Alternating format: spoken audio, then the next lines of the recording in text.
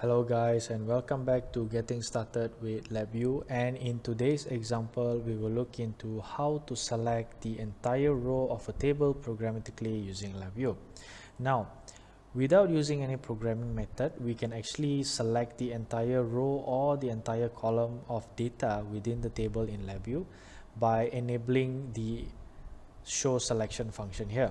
Once you have actually enabled the show selection property here, you will be able to select the entire row, or you can select more than one row here using the mouse button. Now in today's example we're going to do this, except that we just want to select the entire row programmatically using LabVIEW. Now first we need to use the most important function here, which is the selection start. Now if we go into the property node of the table and we go into if we select selection start here, this property actually returns the location of the row and column where we have selected on the table.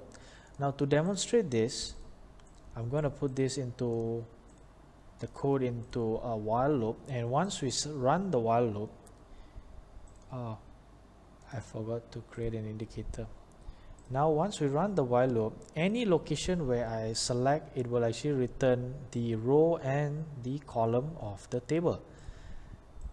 Using this concept, we're going to use this to get the selected row and highlight that particular row of the table in LabVIEW. And of course, if I want to remove the previously selected row, we're going to compare these two values of the row, and if those two rows does not have the same value, then it will actually remove the previous row and highlight the newly selected row.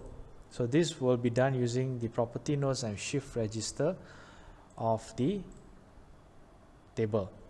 Now let's move here first. Let's move here and expand the while loop.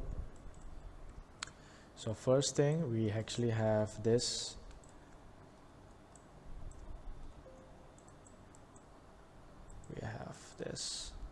in, and what we're going to do is for every selected value we're going to loop this into a shift register so that we can actually compare with the next selected value.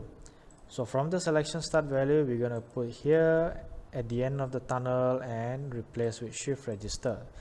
Once we actually have this value, I'm going to use the unbundle, because this is a cluster. As you can see, this is actually a cluster, so we're going to unbundle this. This will be the new selected row value, and I'm going to use this another unbundle function, and here is the previous row value, and we're going to compare this. If those two values are not equal, that's when we're going to use the function to select and unselect the previous value. So we're going to select the new value and we're going to unselect the previous value. And here you can see it's actually returning the Boolean value as usual. Whenever you have a Boolean value, we can always put into a case structure. And if this is not true, it will return a true value here, and let's mark this as true value. Let's put here, move it, shift it to the left, and we have a wire here. Now once we have actually know the value of the row of new and old value, once we have compared the two values, we actually need to loop through the table control itself. As you all know, table control is actually a 2D array, and we just need to loop through to get the entire column. Now the row will not change, but the column will change, so we're going to loop through the entire column itself. So once we have that, we're going to use the for loop. You're going to use the for loop, and we're going to access the properties of the active cell of the table. So once we want the active cell, once we get the active cell of the table, that's where we're going to change the color of the table. Let's remove this, because if you look into the active cell, it actually has the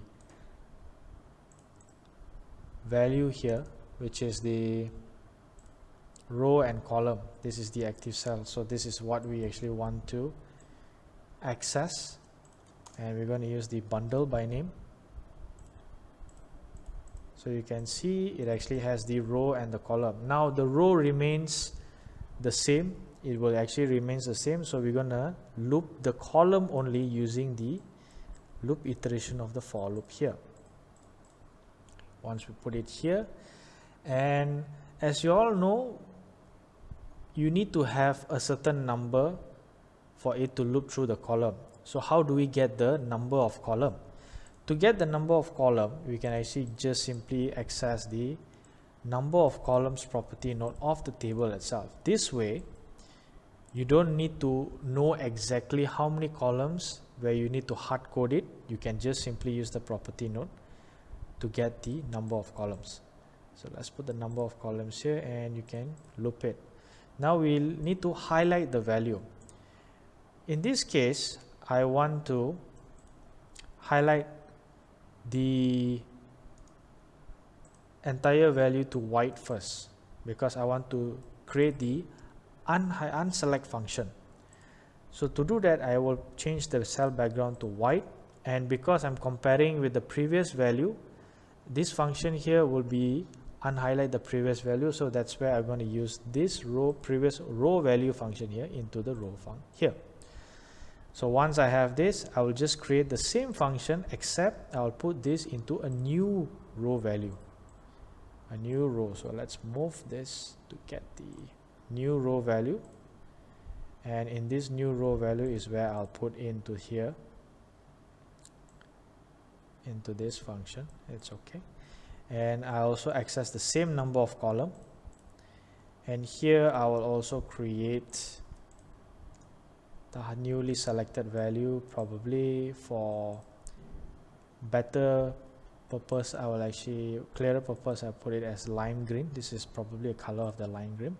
Once this is done, I can actually start running the code, but before that I will also like to put the wait times, so that I want my program to run or to be responsive within 100 milliseconds. So once I've run this, you can see here that the row is actually 11 and is in column 1. But what if I choose row 0, column 0?